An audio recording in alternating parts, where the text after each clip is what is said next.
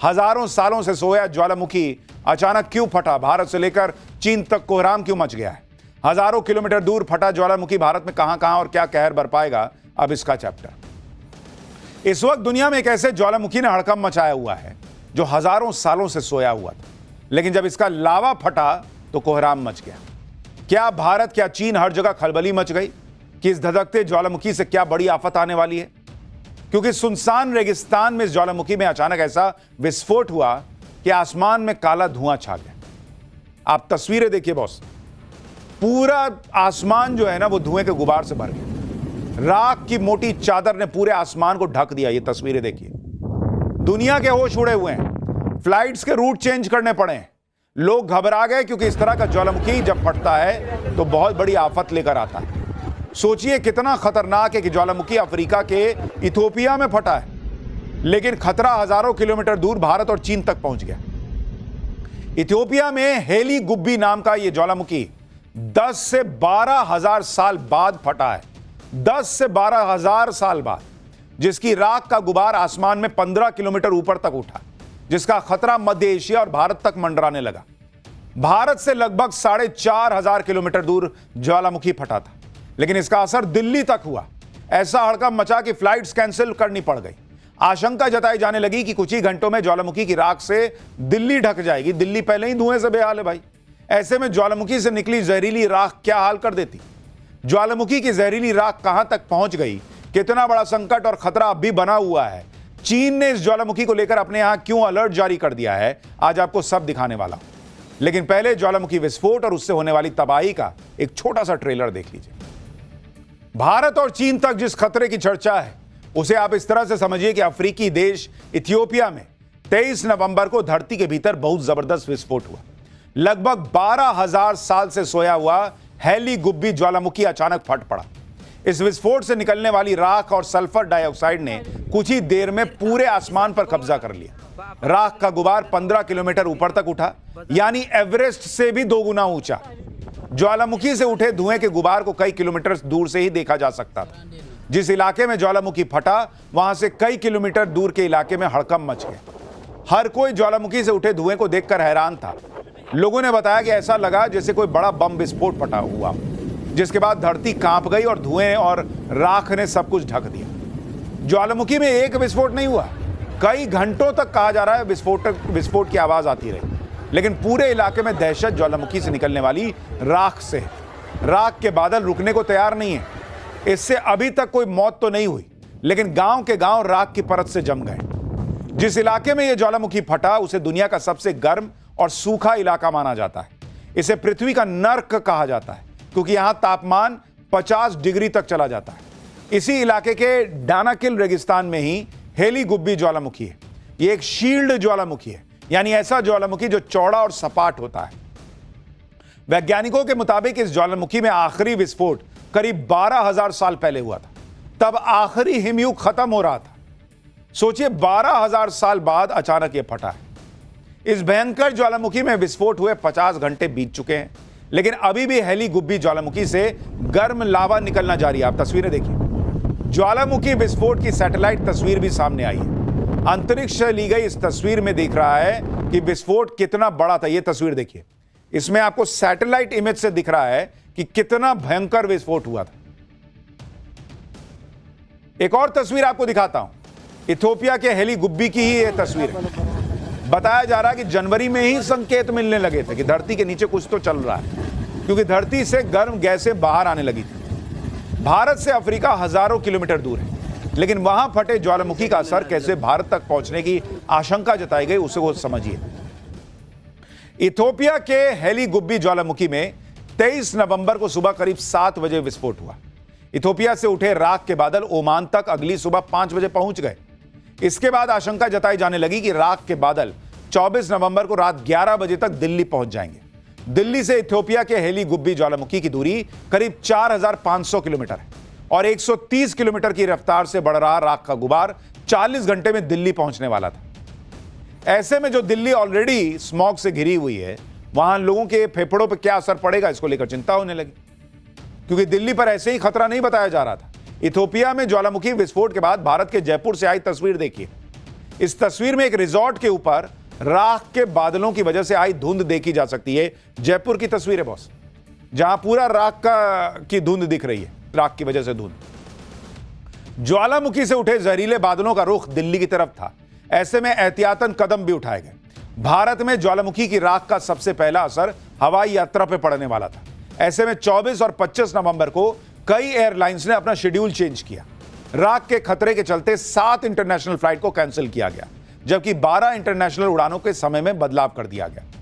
कैसे दिल्ली की तरफ खतरा बढ़ रहा था, अब आपको वो बताता हूं। मौसम विभाग के मुताबिक 24 नवंबर की रात 9 बजे ज्वालामुखी के राख का बादल भारत में इंटर हो गया। राख का गुबार जयपुर और आसपास के इलाकों तक पहुंचा। इसके बाद राख की पतली परत हरियाणा के आसमान तक पहुंची। आशंका थी कि राख के बादल 1 घंटे बाद दिल्ली पहुंच जाएंगे। मौसम विभाग ने जो अगली सैटेलाइट तस्वीर जारी की वो रात 1 बजे की थी। 4 घंटे के बाद राख का बादल दिल्ली एनसीआर के ऊपर दिखाई दिया। हरियाणा और उत्तर प्रदेश के भी कुछ इलाकों पर राख का गुबार दिखा। बताया गया कि राख का बादल हिमालय की तरफ बढ़ रहा है। सुबह 11 बजे दिल्ली के लिए कुछ राहत वाली तस्वीर सामने आई। दिल्ली का आसमान साफ दिखा, राख के बादल छट चुके थे और राख के बादल उत्तरी भारत से चीन की तरफ बढ़ गए। ज्वालामुखी की खतरनाक राख का बादल भारत के ऊपर से तो गुजर गया, लेकिन इसके बड़े असर से भारत बच गया। इसलिए क्योंकि ज्वालामुखी की राख जमीन पर भी गिर सकती थी, लेकिन जब राख इतनी ऊंचाई पर जाती है तो हवा में कैद हो जाती है। हेली गुब्बी ज्वालामुखी की राख भी सब ट्रॉपिकल जेट स्ट्रीम में पहुंच गई थी। जेट स्ट्रीम 15 से 25 किलोमीटर ऊंचाई पर बहने वाली हवाएं होती हैं जो 100 से 200 किलोमीटर की रफ्तार से चलती हैं। जेट स्ट्रीम पश्चिम से पूर्व की ओर बहती है और हेली गुब्बी की राख इसी के साथ पैसिफिक की तरफ बढ़ गई।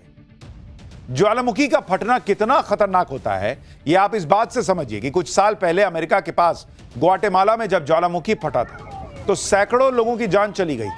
2018 में इस ज्वालामुखी में अचानक शक्तिशाली विस्फोट हो गया था, जिसके बाद लोगों को भागने तक का मौका नहीं मिला था। यह विस्फोट राख, लावा और गर्म गैसों से भरा हुआ था, जिसके कारण कम से कम 201 लोगों की मौत हुई थी। आप तस्वीरें देखिए, ये जून 2018 की तस्वीरें, भयानक।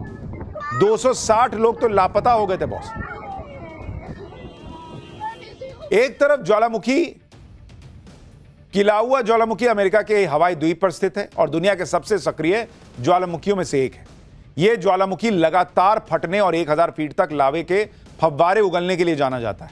ये देखिए, 1000 किलोमीटर ऊपर तक तो इसका लावा जाता है। 2025 में ही किलाउआ ज्वालामुखी में जो है उसमें एक शक्तिशाली विस्फोट हुआ था, जिसमें लावे के फव्वारे को लगभग 1000 फीट ऊपर तक उछलते हुए देखा गया था। ये देखिए, जैसे वो फायर ब्रिगेड वाले नहीं पानी मारते हैं, ऐसा लग रहा है कोई अंदर से पानी की जगह आग मार रहा है।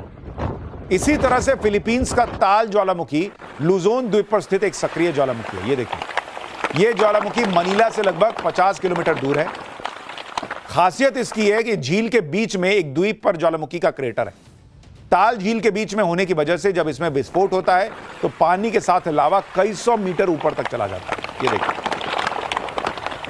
दुनिया में जो सबसे एक्टिव ज्वालामुखी है उसमें मेक्सिको का ज्वालामुखी है। हाल ही में इस ज्वालामुखी में गतिविधि देखी गई थी, जिसके कारण राख और गैसें निकल रही हैं। यह ज्वालामुखी मेक्सिको सिटी के पास है और सबसे सक्रिय और खतरनाक ज्वालामुखी में से एक है। माउंट एटना इटली के सिसिली आइलैंड पर स्थित यूरोप का सबसे सक्रिय ज्वालामुखी। यह एक स्ट्रैटो ज्वालामुखी है जो अक्सर फटता रहता है और अपनी राख, धुएं और लावा के लिए जाना जाता है। इसकी ऊंचाई लगातार बदलती रहती है और यह भूमध्य सागर का सबसे ऊंचा आइलैंड पर्वत भी है। ज्वालामुखी से उठने वाली राख और उससे बनने वाला बादल कितना खतरनाक होता है वो भी आपको बताता हूं। ज्वालामुखी की राख के गुबार में ज्यादातर सल्फर डाइऑक्साइड होता है, जबकि इसमें ज्वालामुखी की राख कम या मीडियम मात्रा में होती है। लेकिन राख में कांच और चट्टान के बहुत महीन टुकड़े मिले हुए होते हैं। तो इसलिए ऐसा नहीं कि सिर्फ राख आ गई क्या ही हो जाएगा, इससे बहुत नुकसान भी हो सकता था। लेकिन फिलहाल नुकसान तो पाकिस्तान का होगा ऐसा लगता है। पाठशाला में अब अगला चैप्टर, पाकिस्तान में धमाके के बीच मुनीर का आधी रात वाला वो कांड। अब दोनों तरफ से फंस जाएगा पाकिस्तान। भारत में क्या देख पगला गया पाकिस्तान कि 2 महीने में दूसरा ब्लंडर मुनीर ने क्यों कर दिया, अब इसका चैप्टर देखिए। पाकिस्तान की हालत इस वक्त ऐसी है कि वो ब्लंडर पर ब्लंडर किए जा रहा है। इधर नरेंद्र मोदी अपनी तैयारी किए बैठे हैं, उधर मुनीर हड़बड़ाहट में ऐसे ऐसे कांड कर रहा है कि पाकिस्तान एक तरफ से नहीं दोनों तरफ से फंसता जा रहा है। मुनीर ने अब जो नया कांड किया है उसके बारे में आपको बताऊंगा। क्योंकि आधी रात वाले इस कांड के बाद पाकिस्तान की चीचा-लेदर होनी तय है। पाकिस्तान में धमाके पर धमाके होते जा रहे हैं और इन धमाकों के बीच मुनीर ने अफगानिस्तान को फिर से छेड़ दिया, पिन मार दिया। अब इधर नरेंद्र मोदी पाकिस्तान को नहीं छोड़ने का मूड बनाए बैठे हैं, उधर अफगानिस्तान को फिर से छेड़कर मुनीर ने जो गलती की है उसका भी अंजाम पाकिस्तान को भुगतना होगा। पाकिस्तान के साथ ये सब क्या हो रहा है उसके बारे में आगे बताऊंगा, लेकिन पहले आधी रात पाकिस्तान ने किया क्या है उसकी एक झलक देखिए।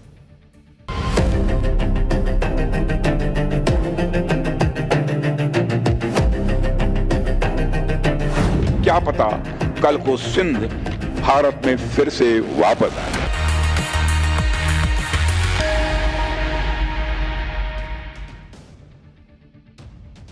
पाकिस्तान के साथ इस वक्त ऐसा हो रहा है कि इधर नरेंद्र मोदी की टीम पीओके से आगे बढ़कर सिंध की बातें करने लगी, तो उधर वो पैनिक में है।